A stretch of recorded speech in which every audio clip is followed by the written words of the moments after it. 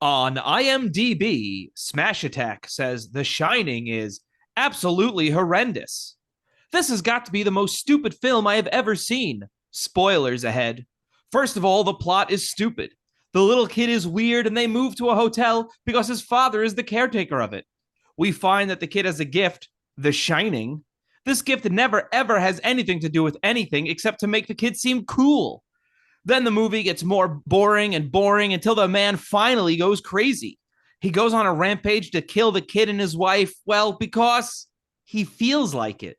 Why else would he do it? All of a sudden, we see a naked woman in the tub. The man kisses her and realizes he is kissing a dead corpse, which is utterly disgusting. Somehow, a black man enters the hotel and is whacked with an axe. Then the kid and the woman take the black man's vehicle and leave the father, who dies within minutes of hypothermia. Most movies aren't a complete waste of time, but this falls right into that category. The music is trashy, the characters are corny, except Jack Nicholson, who is a good actor. The plot is twisted and fits the description of vomit. The ending is very predictable, the storyline is slow, tedious, and boring.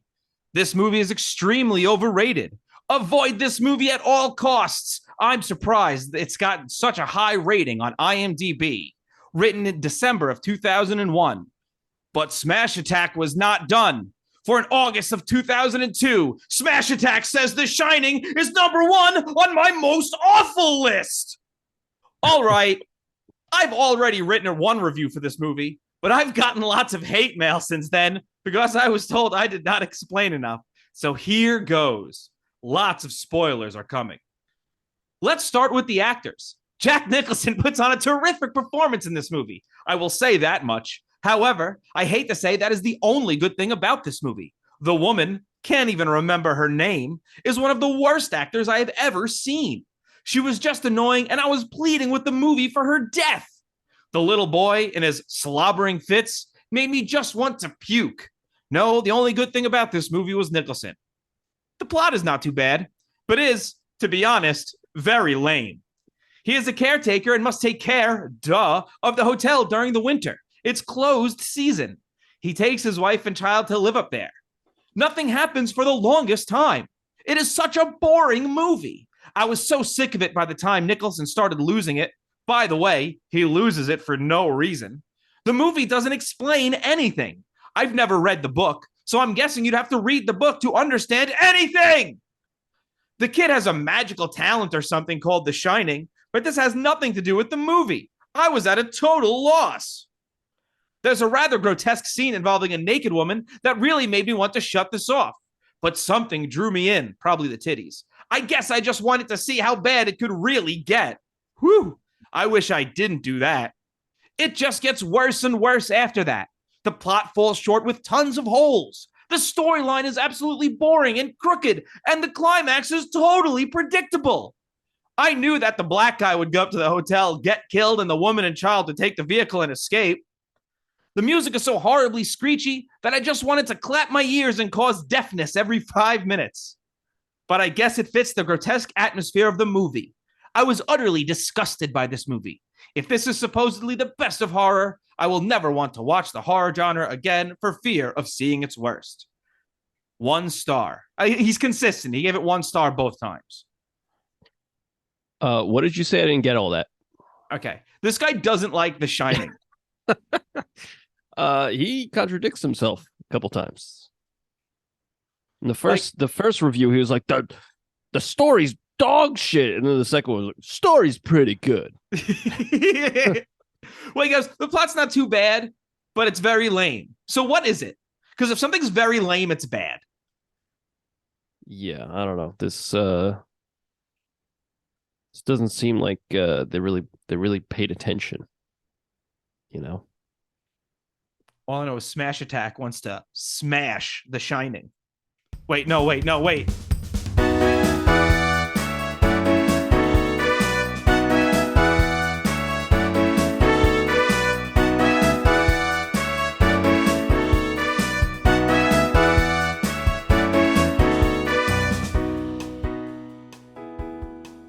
Hello, and welcome to the Royds Revue podcast. I'm Rob. And I'm Andy.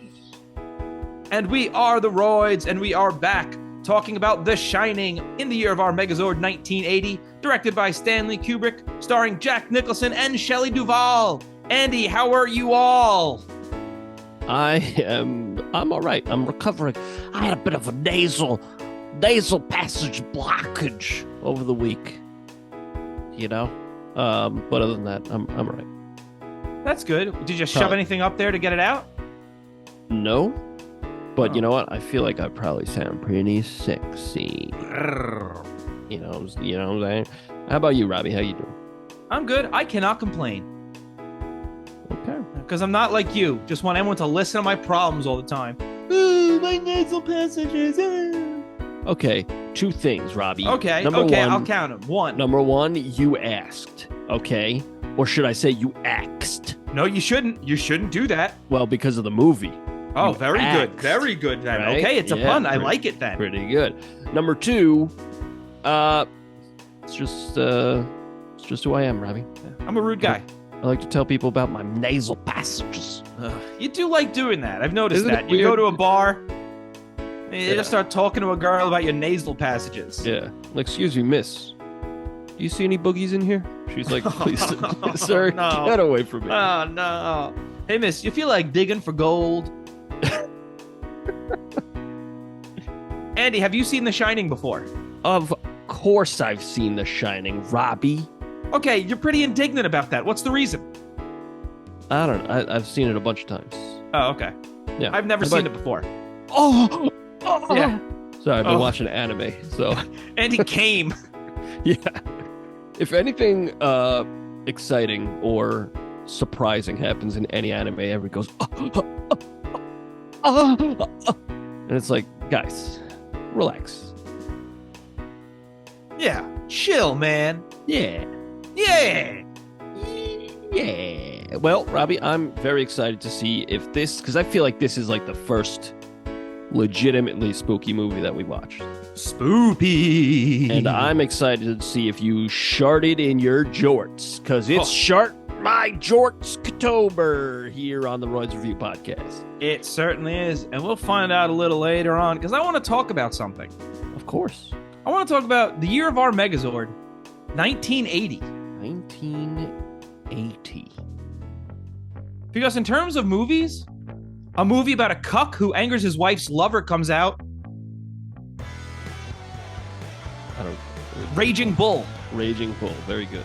Thank you. Thank you. Very good. How about Star Wars? The Empire does something, to retaliate. Very good. Very good. I keep getting advertisements on Instagram for the Empire Strips Back.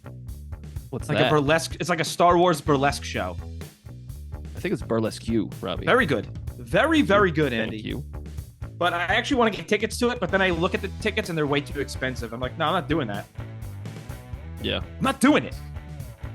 That is a shame. That's all. I've never seen an ad online, like especially on Instagram, where like you click it and the price is like reasonable. It's always like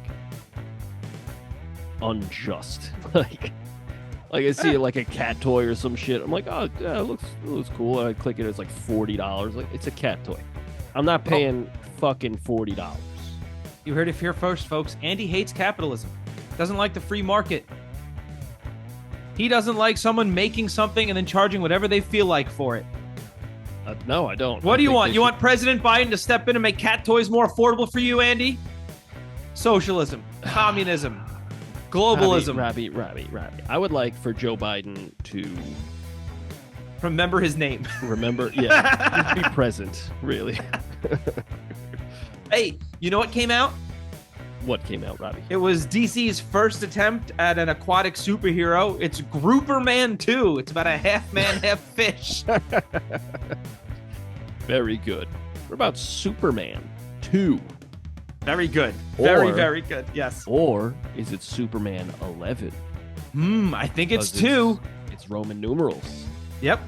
I'm So I a silly think it's boy. 2. You're our silly boy. I'll give you that. Thanks. The Elephant Man. I was once in a movie called The Elephant Dick. Why is that? Yeah, well, because my co-star, that thing almost gave me a black eye. Wow. See, I've been called an elephant dick, but my penis is like the regular size, but I have 2 tusks jutting out the sides. Oh, I thought it's because you look hideous. Your penis is deformed like the Elephant Man. Very good. Very good. Very hurtful. Very good. Yeah. And Friday the 13th, which I had written a joke and it didn't work because I then found out that Friday the 13th is Jason and not Freddy Krueger. Correct. Yeah.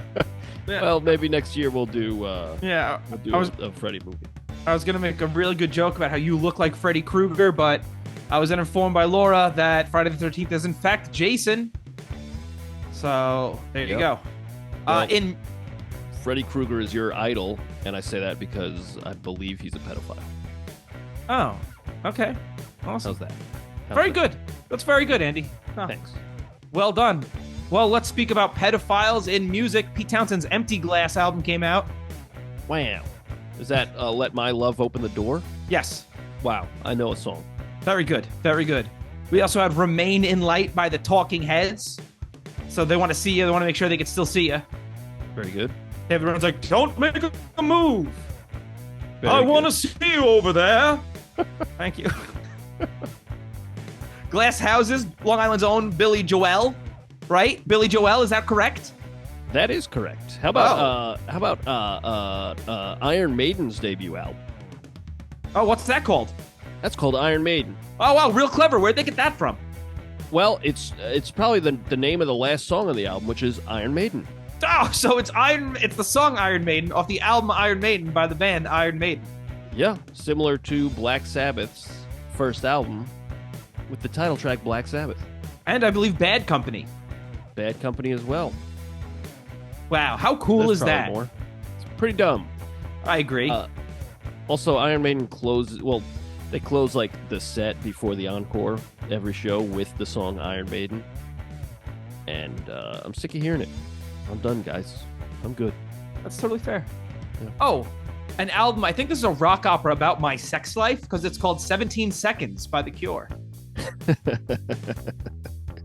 Very good, Robbie. Very good. How about British Steel by Judas Priest also came out that year. Ooh. We covered Living After Midnight at our first show ever. You remember that? Yeah, a long, long time ago. When we were Outrider. Yeah, we were both in high school. We were in young high boys. School. Yeah. Rock and roll. Rock and roll. Oh, man. Ace of Spades by Motorhead, Gaucho, Steely Dan, and Dirty Mind by Prince. You got any more? Was that Van Halen 2, maybe? Was that 78, 79? I don't know. I don't know. I guess I didn't have any more, did I? All right. Argy Bargy by Squeeze. Oh, shit. I used to have a cassette tape of Squeeze. Squeeze is good stuff. Squeeze is good stuff. Also, I was walking around with cassette tapes like a fucking chump in high school, and everybody was walking around with their CD players. And I had a cassette tape player. And then everybody got iPods, and then I got a CD player, like an ass Loser. Yeah. But I had a cool CD player. It was a Studebaker CD Like a player. car? Yeah, it had like the decal or whatever on it. And he was driving a little car around school. Yeah. So he listens to his music, just driving around that car, Yeah, mowing kids down. I was the coolest guy. Very good, because you're an ass. It's a coolie. I get it. Yeah, That's good. yeah. That's good. Hey, you want to talk about The Shining? Yeah. Hey, this music at the opening is fucking sick. Yeah, I really like the opening with you see that island coming into view, Mhm. It's like soaring over the river, or whatever it is. Very cool. Cinematography. Very good. Very nice.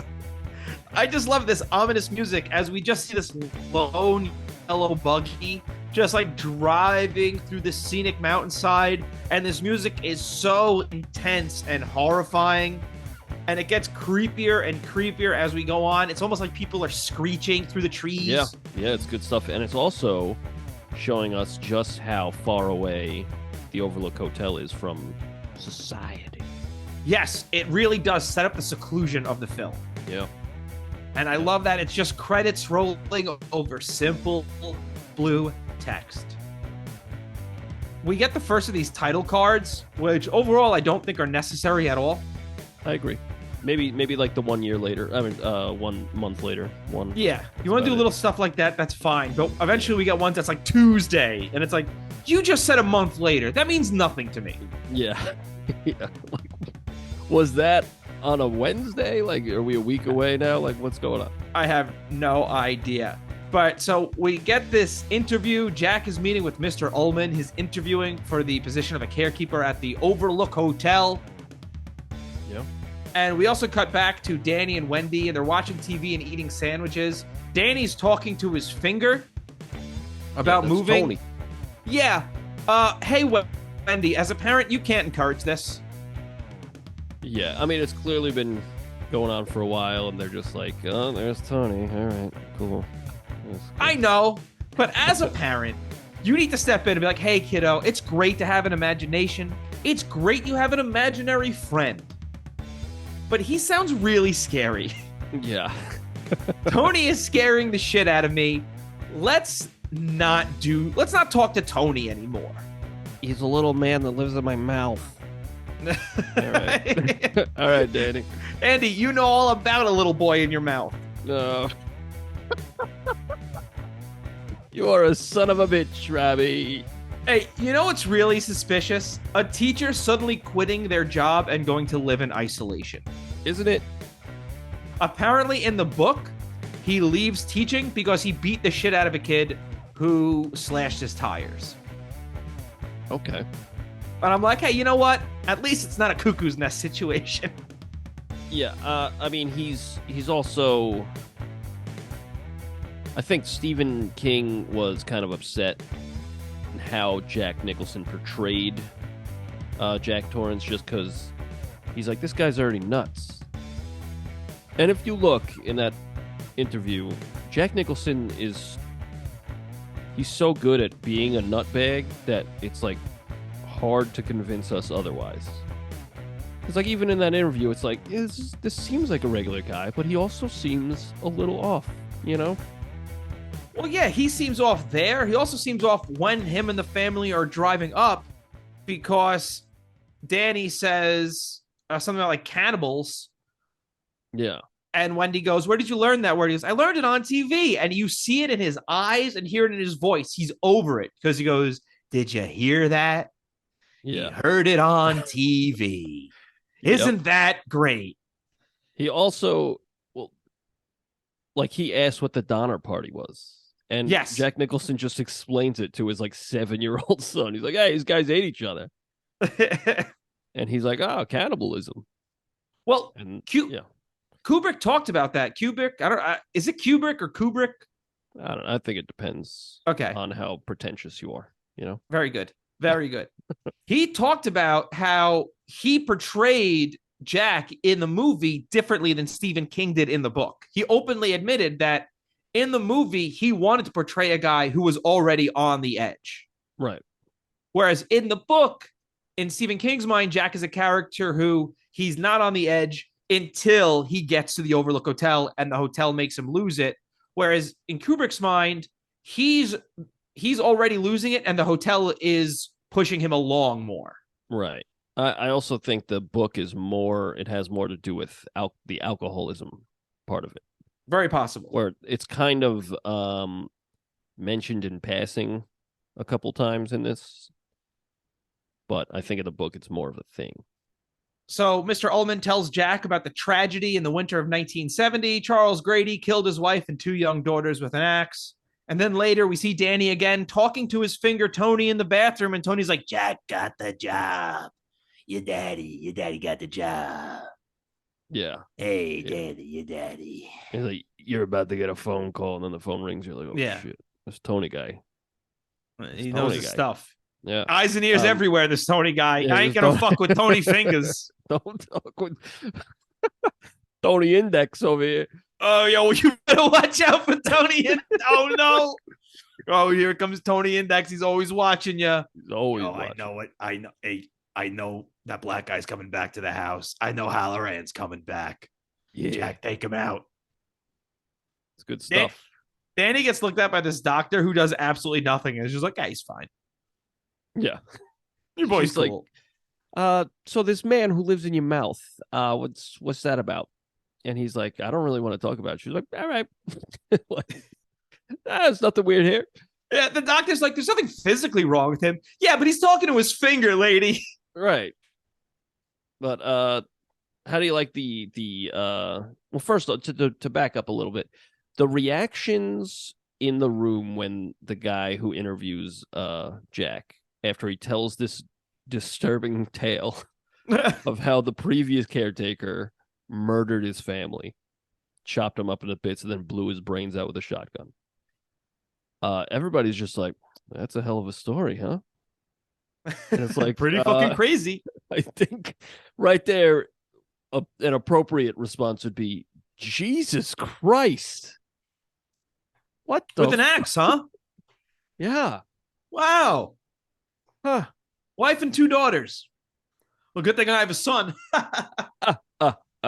Yeah, no, that's a big old red flag.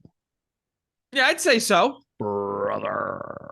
Also, how do you like all the spooky imagery when Tony gives Danny a little hit of that what's to come? How do you like all that spooky imagery? What spooky imagery? You see the elevator open with the blood. Oh, yeah. You know what it is? You've seen that. I've seen that in so many things. It looks cool, but it also doesn't make any sense. It's just an image. Yeah, it's just unsettling. Yeah, it's like, okay. I love it, though. That's my favorite thing. It's like, oh, well, I guess the house is on its period. That's why everyone's so moody. Nice. Everybody's got PMS. Yeah, they all synced up at the house already. Wow. Mr. Ullman showing Jack and Wendy around the Overlook. Jack is in the game room. He turns around and sees the 2 little girls from before. The music is fucking intense here again, and I was thinking there is a very good chance I do not sleep tonight. So the twins got you. Yeah, well, the twins and the music. Yeah, the music is definitely a huge part of this. The music was getting me. This music was creeping me out at this point. There is a point in the movie where it stopped being creepy, and I'll get to that point eventually. Okay. How do you like? I think the kid who plays Danny. Yeah. Is such a good actor, especially with his face. Like, his terrified face is so good. Like, when he's looking at the camera, he's like, yeah. I'm like, oh my fucking God, I'm spooked too, just because of how spooked you are. Yeah. Good. It's very good. He is good. I mean, I also love his seizure face where he's just like drooling and shaking and shit. Yeah. Oh boy. How'd you like when they're showing everybody around and the cook, he's like, just explaining things, and he's like, hey, Doc, you like ice cream? Like, he's talking to him through his mind. Yes, I really like that. Yeah. He's still talking to Wendy, and like, he doesn't even move his lips, but you hear him say, how do you like some ice cream, Doc? Yeah. That whole scene, though, when they're eating ice cream is just an exposition dump. Oh, yeah. But you know what? It's a very good one because it does a lot with a little. It's like, it doesn't over-explain anything. It keeps it vague, so it's all still interesting. And then it's also like, what about room 237? He's like, don't ever go to 237. Yeah. It's like, so it gives you a Chekhov's gun right there. It's just like a classic exposition dump setting up the rest of the movie. Oh, yeah. You know what doesn't make any sense, though? What's that? He knows he's about to sit down and talk to Danny while they're having ice cream, right? Yeah. So there's no point in him doing that spooky stuff with the, how'd you like some ice cream, Doc? Because he's about to explain everything in a minute anyway. Right. I guess. So all he does is scare the shit out of this child. For no reason. Yeah. You could have just been like, hey, I got that. I call it The Shining, and you got it. I can see you got it. Yada, yada, yada. Yeah, he did not need to do that. Also, they do nothing to establish that they call the kid Doc. They call the kid Doc like once in the movie. Yeah. And it's like, that's just the thing you could just call kids.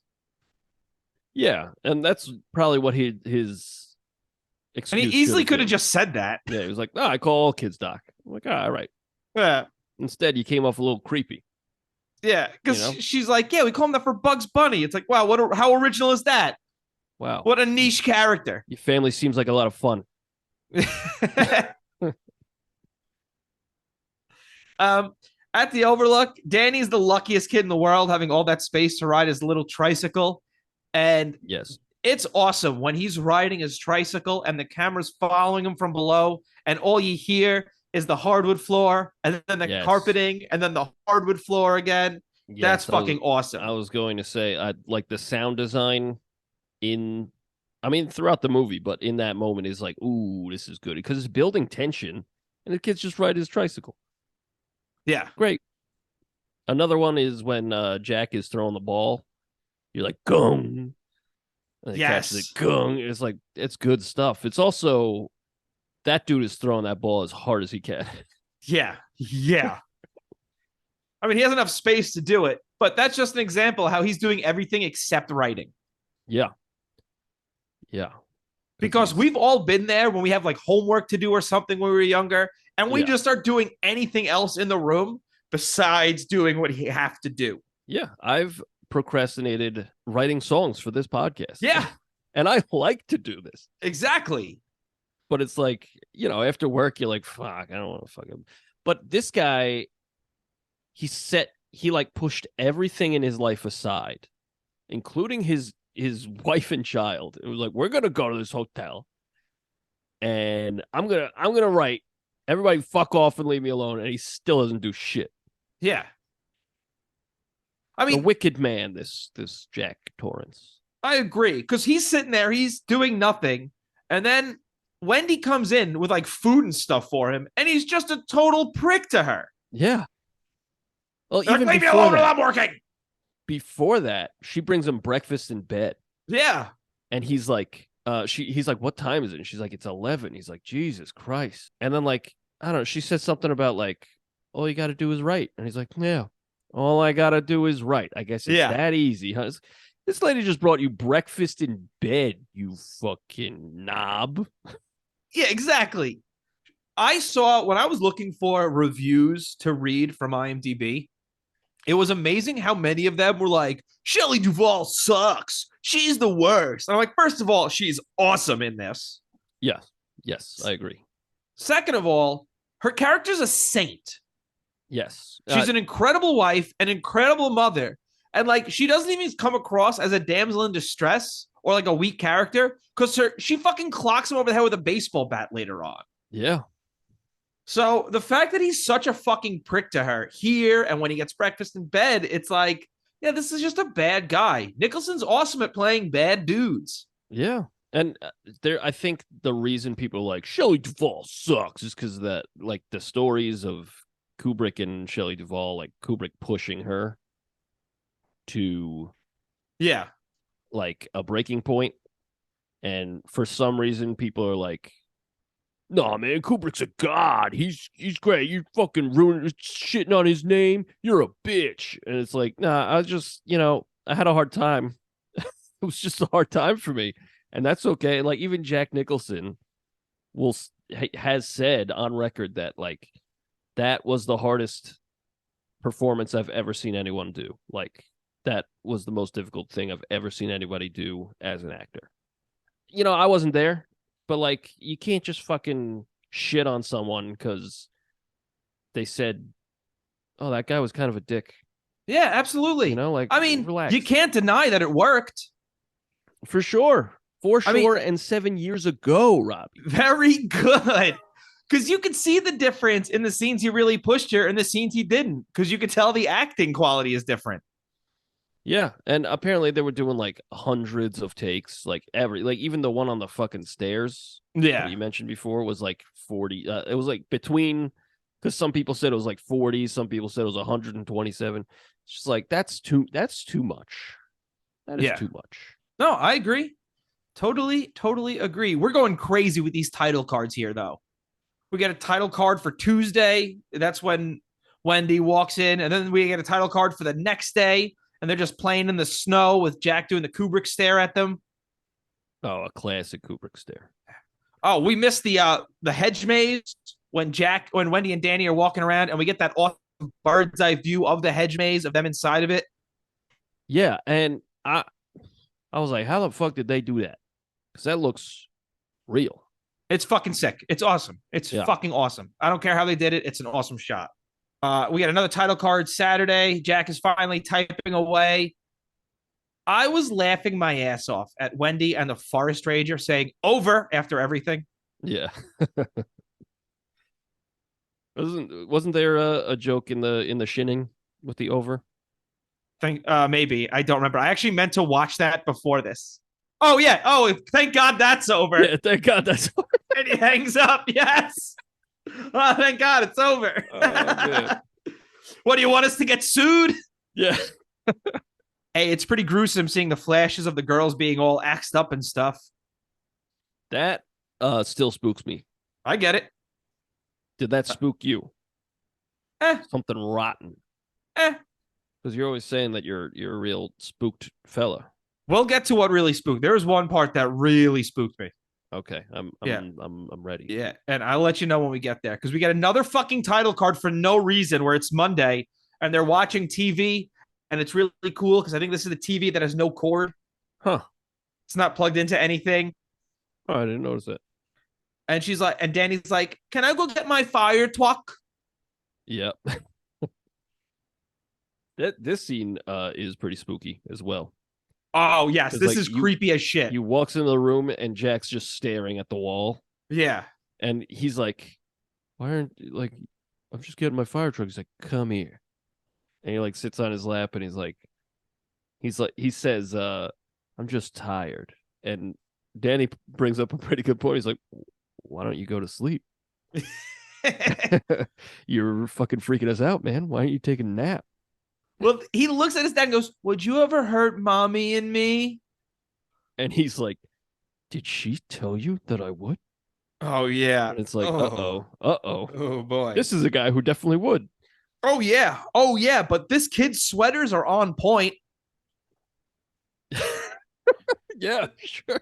No, this all movie long. Right? In this scene, he's wearing a sweater with Mickey Mouse kicking a football.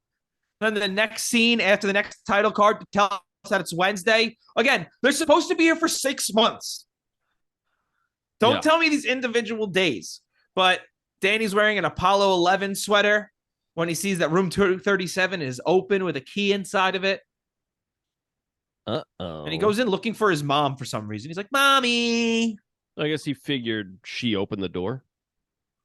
Like, who else would have opened the door, right? I guess that's a good point. And then they show the mom working on a time machine. Oh, no, she's in the boiler room. She's in the boiler room. Yeah. But she hears some spooky stuff, too. Yeah, because it's Jack having night terrors at his desk. Yeah, and then she wakes him up, and he's like, I had a horrible dream. I killed you, and Jack, I chopped you into bits. It's like, wow, right there, as Shelley Duvall's character, I would have been like, we should go. We should get out of here. Dude, you cannot tell your wife you had a dream about killing her and your kids. And then Danny shows up and he's all like beat up a little bit. He's got rings around his neck. Somebody's strangling him. And she's like, you did this. And he's the face he makes. Fucking priceless. He just stares into nothingness. Yeah. He's like, what? Like the face is like, what are you talking about? And then she's like, you stay away from us. And she takes him and he again his face changes. The face acting in this movie is great. Yeah. Oh yeah. Nicholson's face throughout this movie is incredible. Yeah, he's great at it. And then he like walks down the hall and he's like, fucking son of a bitch. He's so angry. And he's like, go on, I need a drink. And he like manifests a drink from the Ghosty Boys. Yeah, Lloyd shows. Yeah, he says, I would sell my soul for one glass of beer. Yeah. And then when he's talking to Lloyd, do you hear what he refers to his wife as? The sperm bank. Yeah. Yeah. I was watching. Yikes. I was watching this with my wife, and she was like, "Yikes!" I was like, "Yeah, that's the kind of character we're dealing with here." I was dying at that. Jack Nicholson seems like such an awesome dude. Just listen to him tell stories. He does, yeah. I also love Jack's talking to Lloyd here. He goes, "I would never hurt the kid." right. So I did once a few years ago. And she won't fucking let me live it down. Yeah. But you notice how he says it was 3 years ago, but then earlier on, she says he stopped drinking 5 months ago. Yeah. Interestando. Very cultured, very worldly, Robbie. Ooh. I like how after he speaks with Lloyd, Wendy comes in and she's like, Jack, Danny says there's a woman in one of the rooms and she strangled him. And he just turns to her and goes, are you fucking crazy? Or are you out of your fucking mind or some shit? It's fucking great. And then he goes in there. Yeah. Yes, he does. Real quick, though, before he goes in there, okay. Danny starts communicating with Halloran, the chef. And we see Halloran. He's at home in Miami. And for some reason, there is a Denver weather report. Yeah, on his TV. On his TV. Well, I mean, first off, the guy's name is Dick Halloran, right? Yeah. There's a joke in there. Absolutely. Okay. All right. My dick is a Halloran. Yes. Very good. Because I got gonorrhea. But the very, very nice. Very good. That dude's room is fucking lit. He's got boobies on the front, boobies behind him. And his fucking jammies? Are you kidding me with those jammies? That man's living the life. But he's just sitting in his bed with his feet elevated on a pillow, like hands, like French fried fingers, as we say in the elementary school teacher world. Very good. And like, he's just chilling, watching a Denver weather report. Yeah. And then he gets the same look on his face that Dan Aykroyd gets in Ghostbusters when the ghost gives him a blowjob. Yeah. Because he's just in there like, oh! And I just imagine he's just looking at the picture that's right in front of him. Like, there's no internet porn now. He doesn't need to go to magazine. He just needs to look in front of him when he's in his bedroom and there's boobies. Boobies. Boobies and bush. Well, speaking of boobies and bush. Boobies.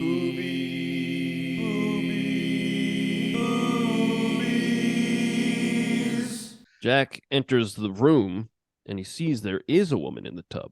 Yes. And Jack gets hyped for this woman. Yeah, which is strange. And I know that he's gradually going nuts here, but like she gets up out of the tub and it's a smile slowly appears on his face. Yeah. Where my first instinct would be, hey, did you strangle my son? I came. Uh-oh. But That'd also, be my first instinct. But also, how'd you get in here? Yeah, fair. I don't know. He's just like, let's fuck. Weird. Yeah. If you're a naked woman and Jack Nicholson is making that face as he walks towards you, must be the most terrifying thing in the world. Yeah. Yeah, for sure. So then they start making out.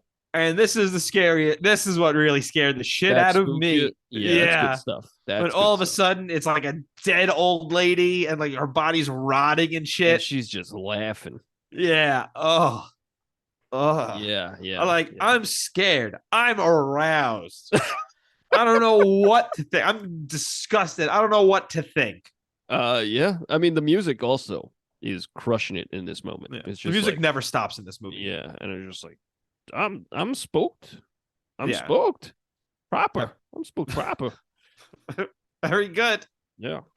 But so what is that? Do we see that room again? No, that's just a ghosty. So like we're just seeing ghosts at this point. Right. But like the big warning was don't go to room 237. And it's just like a naked lady. She's gonna smooch you and she's gonna turn into a gross corpse lady. I think it's more than that, and I don't think they did enough to explain it in the movie. Even though I haven't read the book either, I need to stress that. I think more in the book. Well, I think it's more of it's a room designed to lure you in, almost like the Sirens. Yeah, where it's like, Jack gets lured in by the naked woman. This beautiful naked woman, and then when they start kissing, it is this old dead woman. Yeah. Who knows what Danny saw when he went in there? Yeah. Well, You know, he whatever just Effie said it's got. a woman, but it very well could have been someone luring him in, and then this old woman, and then turning into the old woman to attack him. Yeah. Yeah. It could have like Because disguised itself as his mom. You know, yeah, something like that. someone he trusts. Uh, Jack then tells Wendy he doesn't see anything in room 237, and he goes, "Danny must have did it to himself. Yeah. He's looking for attention." Yeah. And he's like, judging by his past, that would. And then she says, like, I think we should get him out of here. And he fucking turns. Yeah. He's like, what the fuck? You ruined everything for me. I'm not going to let you ruin this. It's like, yo, what? Yeah. Yikes-o. Yikes-o. I'm like, what are we in San Diego? Because she's being gas lamped. Very, very good. At this point, I think Danny must have seen a baboon because he starts going, red bomb, red bomb. Okay, Robbie, I'm going to stop you there. Oh, my God. That's the part in the episode the list shit drops off. Yeah. But yeah, Wendy's thought about leaving is very reasonable. Like that boy is struggling. Yeah. Also, there's a lot of tension between us. I don't know if you noticed that. Yeah. Jack. I don't feel safe. Yeah. For some reason, we also didn't leave when the weather was nice enough for us to go to town at some point. So we're Yeah. Yeah. very good. Halloran calls the forest department. It's like, hey, could you call the family? Like, use the radio to call the family. And they're like, sure. He's like, I'll call back in 20 minutes. Will you? He does. Well, yeah. Yeah. He's a very nice man. Like, yeah. He goes so far out of his way, and then he just gets fucking axed in the chest. Axed. Well, no, as Smash Attack said, somehow a black guy gets into the hotel and is immediately axed. Right. My wife, when we were watching, this is not her first time watching, because I remember when we first started dating, I was like, yeah, let's watch The fucking Shining. But she was like, is he gonna die? And I was like, well, it's 1980. It's a horror movie. Yeah. And he's the one black guy. Is he gonna die? Yes, he's gonna die. Most certainly. Those are the rules at that moment in time. Yeah. They've changed recently, which is nice. Kind of. Depending on the filmmaker. That's for true. Jack walks into a party in the gold room, and Lloyd's like, hey, there's no charge for your drink now. Yeah. Your money's no good here, sir. When Jack goes into the bathroom, he's talking to the server, Delbert Grady. So I don't know why all of a sudden it's Delbert Grady when it was Charles Grady at the beginning of the movie. Yeah, this is where it gets kind of weird and muddy. I think a lot of this is just Stanley Boy just trying to be confusing. Yeah, and like maybe it's playing into like, hey, this is an unreliable narrator because he's crazy, But I don't get it. Yeah, like they go into the bathroom after he bumps into him. He's like, sir, let me clean you up, sir. Sir. Oh, no. Yeah, and dreadfully sorry, sir. Sir, did you shake hands with the chef? You must wash your hands. Because they drop a bunch of N-bombs here for no reason. Yes, they do. For no reason. I'm like, am I at a family reunion? I'm sorry. You're a son of a bitch, Robbie. But so they go to the bathroom. He's cleaning up, and he's like, Jack says, "You're the guy who you axed your family up into little bits, and then you blew your brains out with a shotgun." And he's like, "Sir, I don't recall. No, I don't recall, sir." And then they're talking, and he's like, "You're the caretaker." And then he's like, he goes into his own backstory, and then he explains that he's like, I took care of my daughters and my wife, you see, sir. It's like, so you did. Like, why you tell me you didn't? He immediately contradicts himself. In the next sentence, you tell me you did. Like, what are you fucking doing, man? And then he tells Jack, he goes, "You must correct your family." Yeah, your boy is naughty. Ooh, and you know what we do to naughty boys. Like, do we? What do we do? We chop him into bits here. Oh my Ooh. god, we should go. Let's get out. You know who's very polite? Who's that? Tony. Tony is polite. Because he keeps calling her Mrs. Torrance. Danny's Yes. not here, Mrs. Torrance. Yeah. And she's like, please stop. You're so fucking creepy. Jack hears the radio and takes some parts out of it so it doesn't work. We get a Yep. title card, the most meaningless one of the movie, 8 a.m. Because then when Halloran is on the plane, he goes, "Hey, what time are we landing?" And they're like, 20 minutes. What? Oh, 8:20? Okay, dude, we got it. We got it. We don't need the title card. Tell me 8 a.m. Yeah. Yeah. They're watching TV at one point.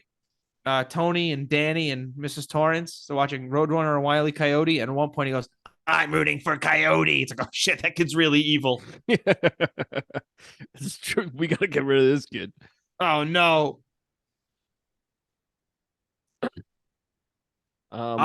Yeah.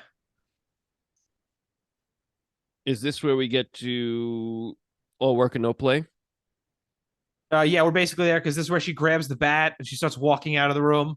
This is my favorite scene. Well, it's the I love iconic scene.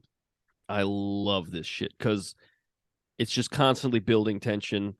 And like he's like, what do you think? And she's like, holy shit. And I don't know who had to type all that. But it's Seems like hell. It's like 900 pages. And there's like Yeah. a little, sometimes you see little errors, but like he was just fucking typing for days, for months, the whole month they've been there. And I love that it's formatted too. Yeah.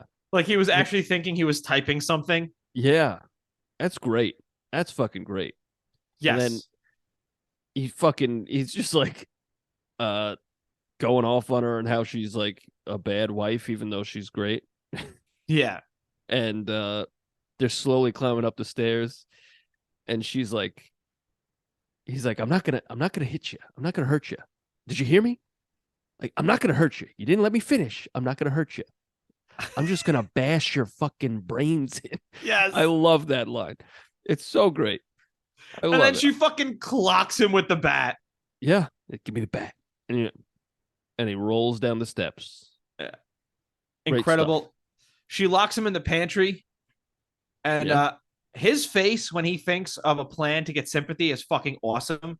Because you see him you see the light bulb go off almost. And he goes, "Honey, I'm really hurt. I need a doctor." And she's smart. She's like, I'll bring a doctor back when I get Danny out of here. Yeah. I'll help you later, but I'm leaving. And she's smart. She goes to the snow car and Jack has already fucked that shit up. Yeah, he's like, go ahead, go check it out. You're going to be pretty surprised. So Grady comes to let Jack out and he's telling Jack, like, "Hey, me and the other ghosty boys, we don't think you can do it." Yeah. You don't me and the ghosts had a conference, me and all these other dead beings. Yeah. And we don't think you can do it. But in this scene, we see an elite level pantry game. Did you see some of these snacks in here? No, I didn't. All right, we had Nilla wafers, Yummy. Kool-Aid. Yummy.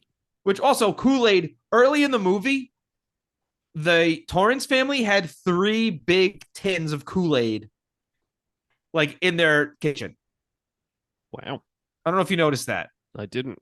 But they also have Country Time lemonade. Okay. They have Oreos and they have Tang. Tang? Yeah. Elite level pantry game. And a lot of ketchup. Make Tang? I have no idea. Wow. But you give me Nilla wafers and Kool-Aid and Country Time lemonade and Oreos, I'm a happy boy. I'm not a big lemonade guy. I'm not a big lemonade guy. I much prefer getting peed on. I'm Andy. Why Andy, is what the hell? Why is that the next step? Because they're yellow. Okay. They are yellow. Very good. You gotta drink more water. Halloran makes his way towards the hotel. Tony keeps going, "Red, rah, bah, bah, bah, bah." He's just holding a knife near his mom, going, "Red, rah, bah, ah." And then she wakes up and she sees it in the mirror And she's like, "Oh, it's murder." Oh, yeah. Danny, what the fuck did I tell you about writing on the walls? Yeah. Yeah. I don't know with all these like TV references he's doing as he's bashing through the doors. When he goes, Wendy, I'm home. Love and the it. iconic, here's Johnny. It's just, I don't get it. I think that's probably Just to be funny. like take 98, and Jack Nicholson's just like, "Is this what you want?" Yeah, I don't just know. losing it. Yeah. I also think that Mr. Grady sounds like Amadeus Arkham from Arkham Asylum. Okay, I can see that. When you Yeah. collect those, you scan those beetle glyphs. Yeah, there's whatever. like tapes and stuff play. Yeah, it's like, I walk these halls. Like, all right. Danny hides in a cabinet, Jurassic Park style. Yeah, that scene spooked the shit out of me when I was a kid. I get that. I could totally get that. Like the way the angle, like it's following Jack, and he's like, Danny, and Danny gets so spooked that he just like up and runs out, and then he starts shuffling after him, and the camera's shuffling with him. It's very good. I really like that shit. I agree. Yeah. Also, he did we mention he killed? I was just about to say, Halloran is murdered by Jack. Now that's what I call giving someone the axe. Very good, Robbie. Robbie. I mean, for a horror movie, this has a pretty low body count. Just him. Yeah. Well, Wendy goes upstairs and sees a guy in a dog mask giving some dome. Yeah. What's going on? Those damn furries, man. Yeah. Jack chases Danny into the hedge maze. Wendy sees Halloran, a dead guest at a party, and a bunch of skeletons. And this is where I'm really like, I'm not scared. I'm just going, you didn't do enough to establish a lot of this. Let's go. Yeah. That's when it like she's going through a carnival haunted house. Yeah. Like, is this scary? Is this scaring you? And she's just like, what? Yeah. Where's Danny? I don't have time for this. And even this felt like she didn't know what she was looking at because she wasn't giving the best scared performances here. Because it felt like the only one she gives like a screech, like a genuine screech, is when she goes into one of the halls and it's all cobwebs and skeletons. Yeah. But even then, it's a lot of it's just her making a shocked face. And it's like, eh. Yeah. But I feel like she didn't know what she was looking at. Like, does that make sense? Yeah, because we don't know either. Yeah, because these were obviously just cut in later on. Yeah, and I don't know. They didn't really add to the movie. It's kind of just like, this hotel's a big spook fest now. Yeah. And it's like, all right. I just like the elevator with blood. So when she sees that, I kind of like that. Yeah. But they're also very disconnected. They're clearly not happening at the same time. Right. Like, it's just happening. Yeah, I just like that scene. I just love it. It looks cool. Yeah. Danny has the solid plan to escape from Jack. He's hiding his tracks in the snow. I think that's really cool. It is cool. And then we see him follow his own tracks on the way out. Yeah. And then Jack... they fucking bounce. Yeah, and Jack freezes to death. Yeah. Jack failed miserably. Like, yes, both his wife and son got the best of him on 2 separate occasions. Yeah. Like, the ghosts are just laughing at you. Ghosts are just like, look at this fucking idiot. This fucking guy. He didn't even kill his family. And then we zoom in on a picture of the Overlook Hotel in 1921, and Jack is there. Yeah, that I think that's a sour note to end this movie on. Because it's like, what? Huh? Spooky. They only allude to that like one time where he says, it's like, yeah, I like this place too. Well, yeah, that and I like this place too. Like, as soon as I stepped in here, I've had deja vu, but this was crazy. And that was about it. And it's like, so you were here the whole time? Like, what? This doesn't make any sense. It's weird. It is weird. It's almost like at the very end of this movie, it's kind of like it gives up on, the coolness or the good. It just stops being as good as it was. I get it. That sucks. There's so many things that are like so good until the big reveal or like the very end. Like I can't even remember the last time I read or watched something that like the very end paid off.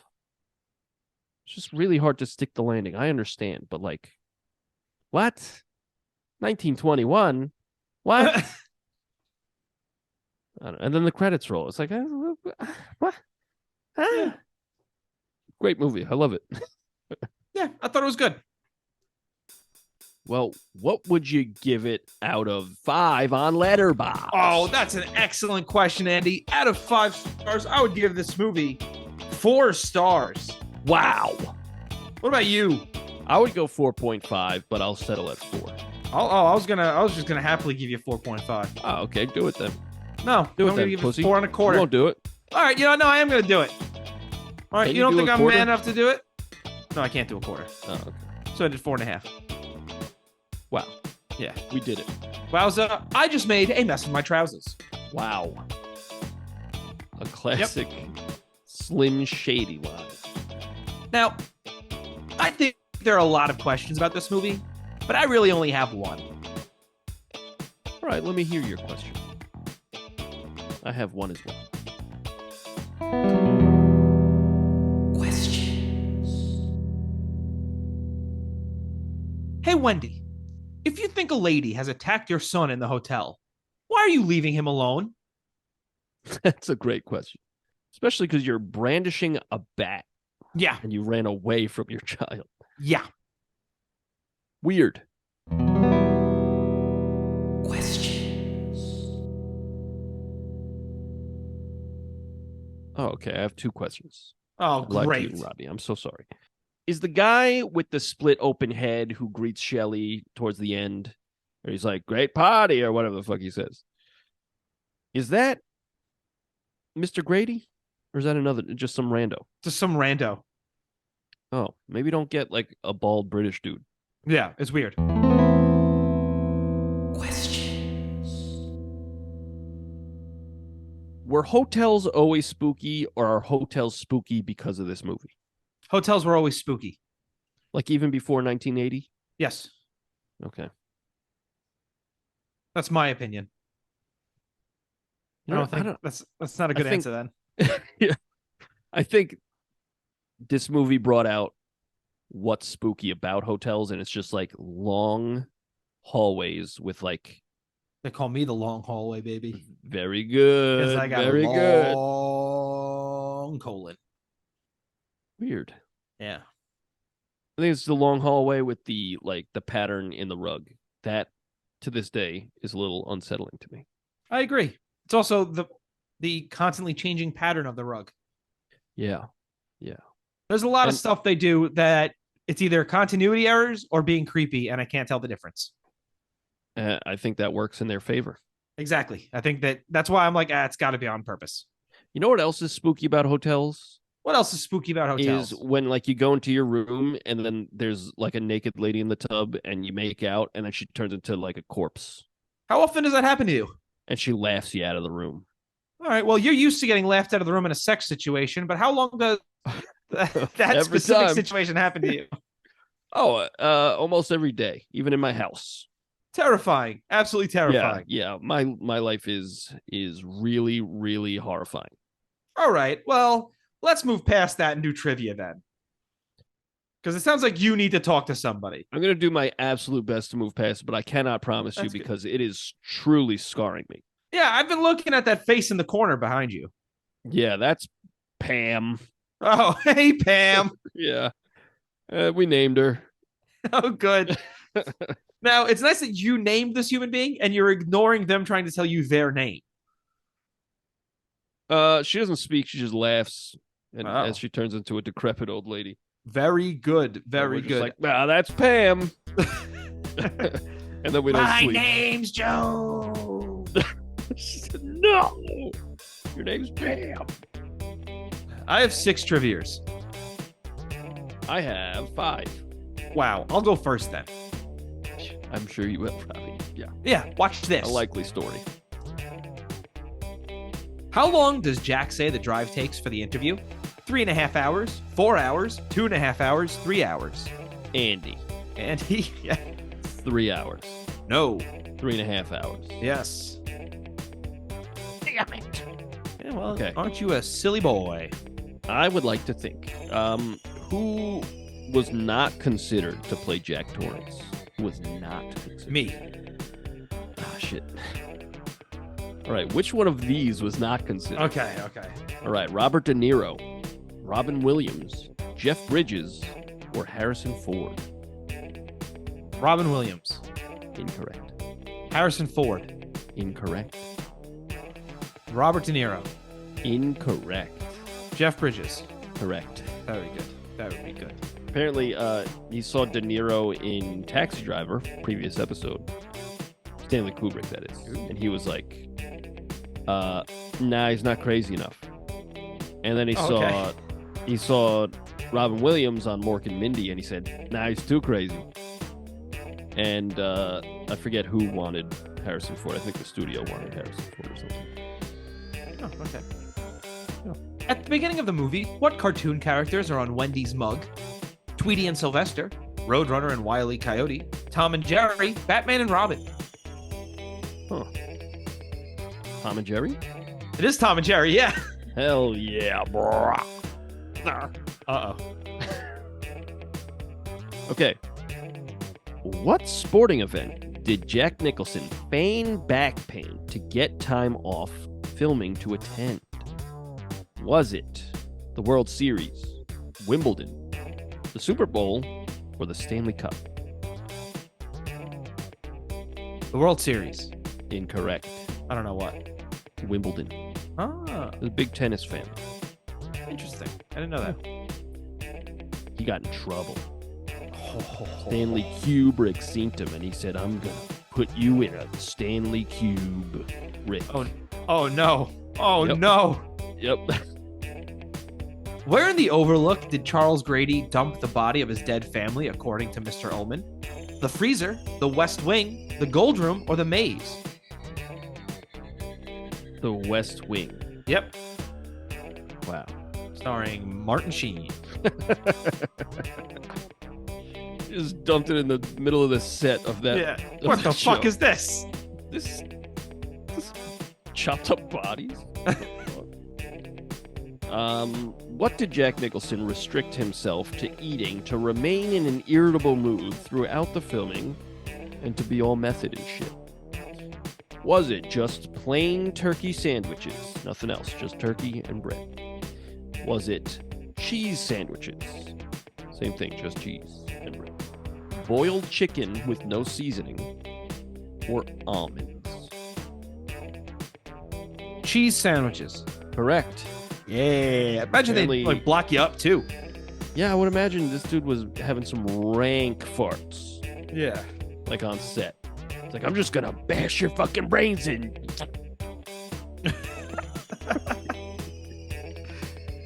How long have the Torrance family been in Boulder, Colorado before the interview? 3 days, 3 weeks, 3 months, 3 years.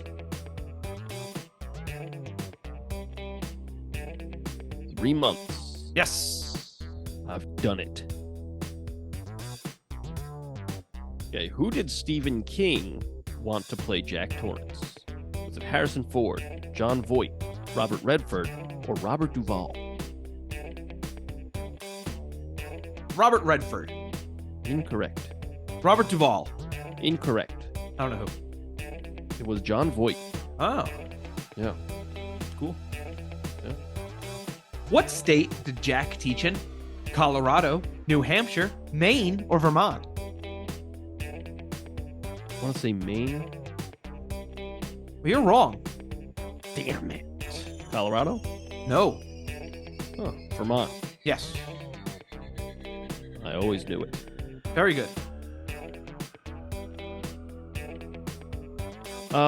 Quick story. Oh, excellent. Here we go. Yeah.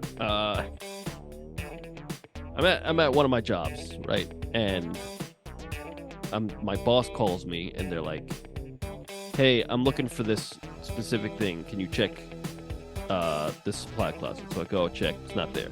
And they're like, "All right, can you check this other supply closet?" Go check, it's not there. And then the last place, they're like, "Oh, check this closet." Check, and it's there. And they're like, "Oh, I knew it was there." Why did you, if you knew it was there, why did you have me search those first two places? Huh? You know what the worst part about finding something is? What's that? It's always in the last place you look. Ooh, real miffed. All right. Who did Jack Nicholson suggest for the part of Wendy? Was it Shelley Duvall, Jessica Lange, Mary Tyler Moore, or Talia Shire? Talia Shire. Incorrect. Jessica Lange. Correct. Wow. How high are the walls on the hedge maze?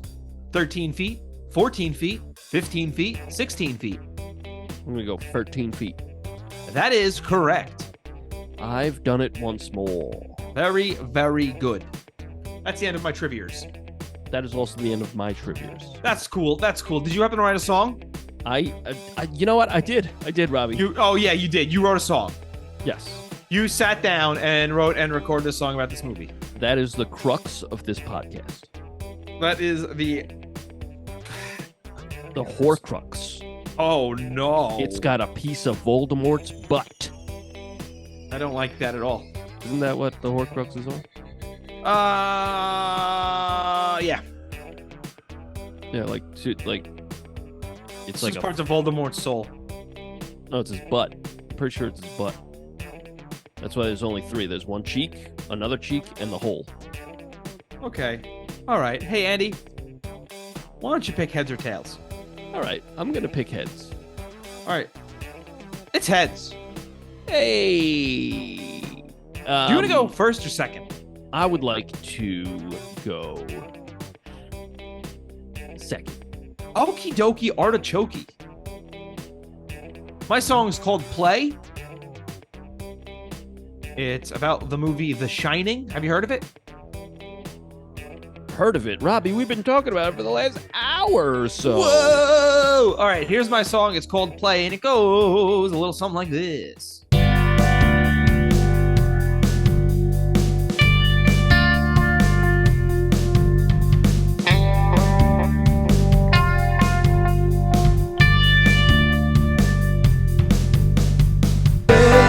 North in the Rockies high, there's a man with a look in his eye, looking for a secluded place to ride. He's been here a while with demons to fight. Blood comes spilling down the wall, now it's filling up the hall. Riding my bike and what do I see? Two little girls calling out to me.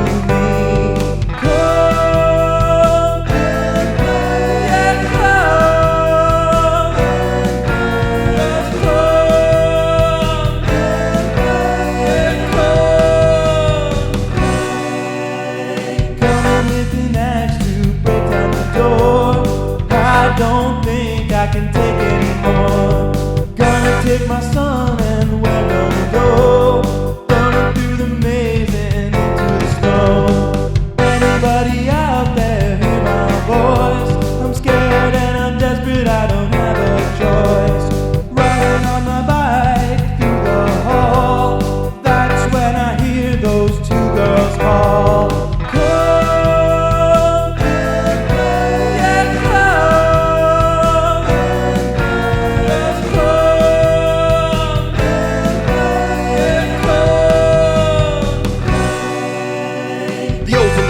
Gone insane. Writer's block got in his brain. He's got an axe chasing me around, and the radio won't make a sound. My son keeps talking to his finger. He calls him Tony just like the singer. His voice goes deep with a menacing rasp. The Shining got him in his grasp. Knock my husband out with a baseball bat. Lock him in the pantry with all the snacks. Come on, boy, we've gotta go. Make our way through the frozen snow. In the maze, we'll let Dad freeze. Communicating when he sees he got dull and he wanted to play, but is the old Torrance to die today? Can anybody out there hear my voice? I'm scared and I'm desperate, I don't have a choice. Riding on my bike through the hall, that's when I hear those two girls call. Come and play, yeah, come and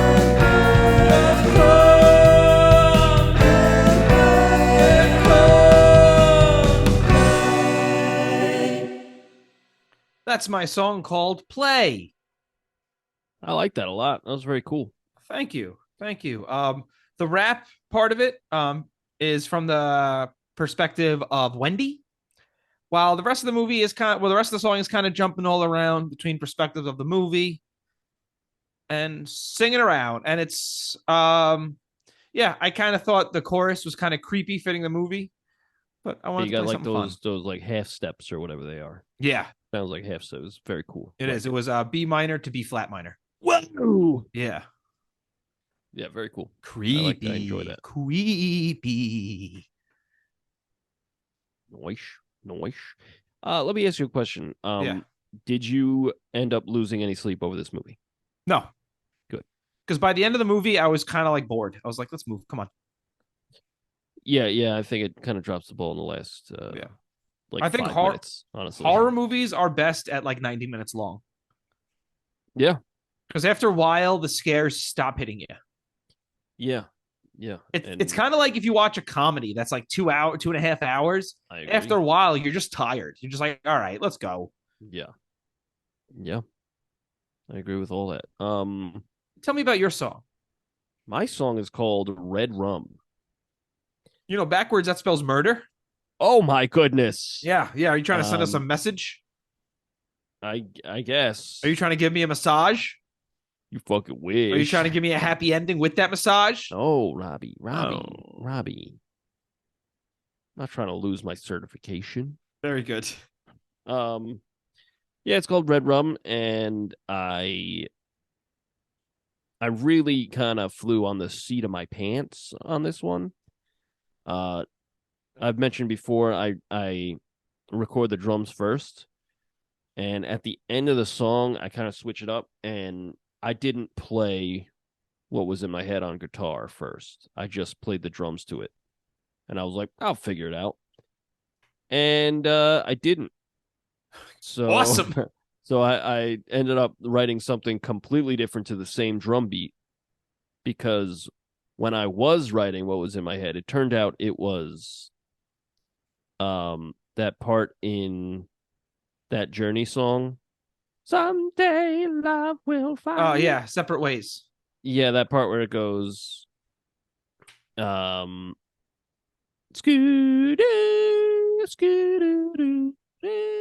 like it was that, and I was like, I can't do that.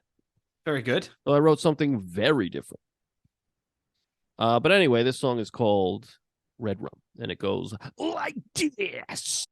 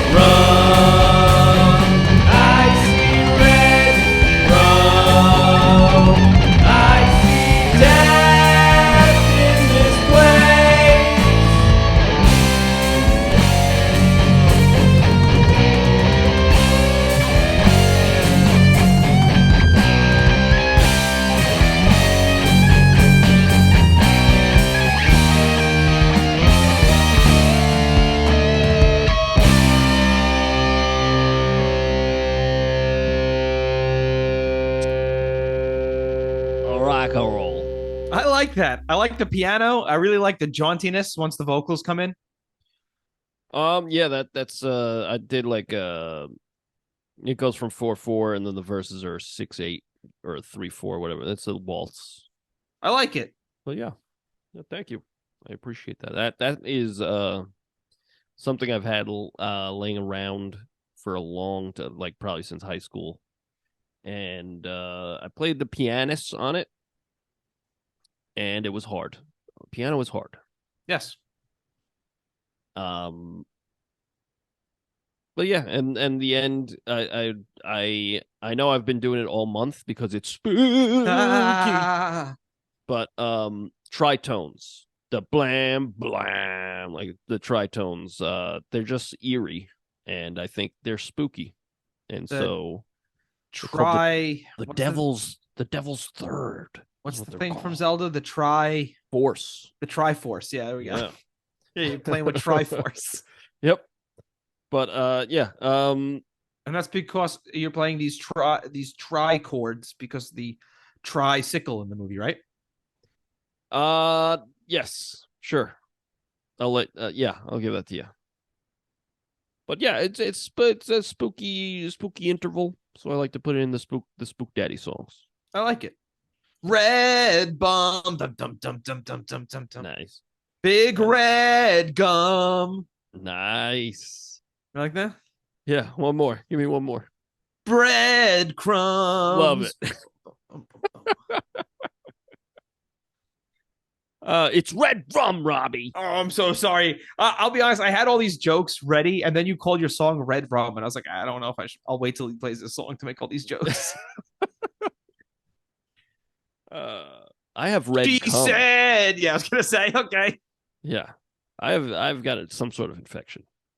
yeah, most likely, yeah." Red plums.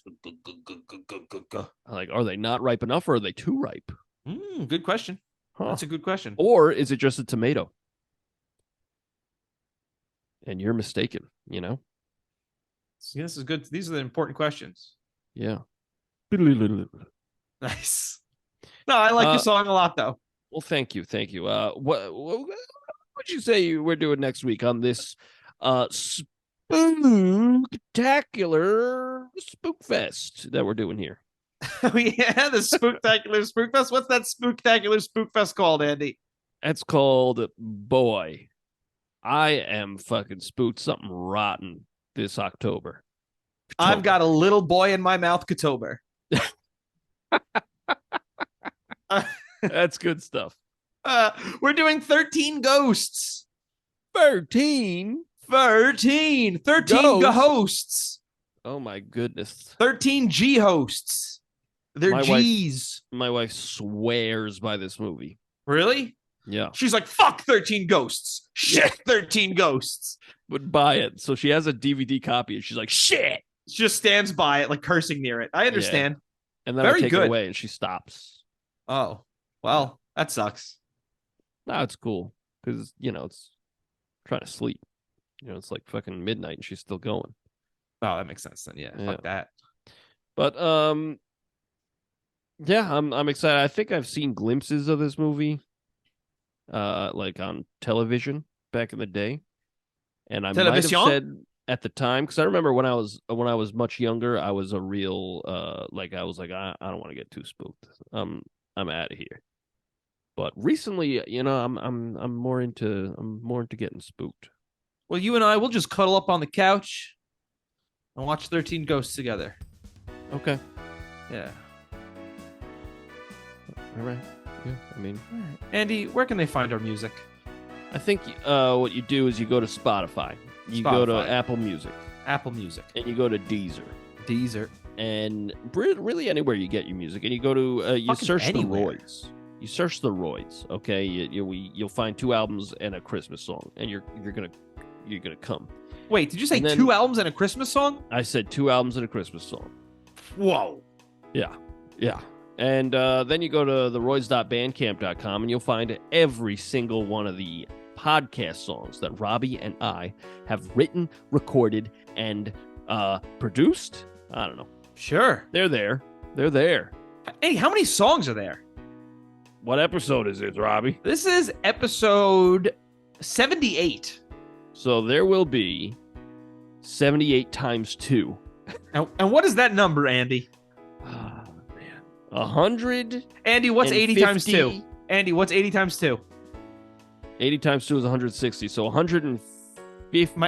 No, wait. 159. Minus 4 from that. 156. There we go. Yeah. Guys, I teach children math. That's right. 156 songs, you dick for turd. Dick for You tell me I shit dicks? Yeah. All your turds are just penises. Don't put that hate on me, Robbie. All right, Robbie, where can they find us on the socials? Well, you go to Instagram. You go to Twitter. You go to Threads if anyone still does that. You go to TikTok. You go to Instagram. I don't know if I said that already. Yeah. And you type in the Royds Band. Hey. But you can also send us an email with, if you want to make a movie request, give us some feedback, tell us we're pretty. Shoot the shit. Yeah. Send us an email, roydsrevue@gmail.com. That's ROYDSREVUE@gmail.com. And whatever you're listening to this on, whether it be Spotify or YouTube or Apple Podcasts, give us a 5-star rating and review. Yeah.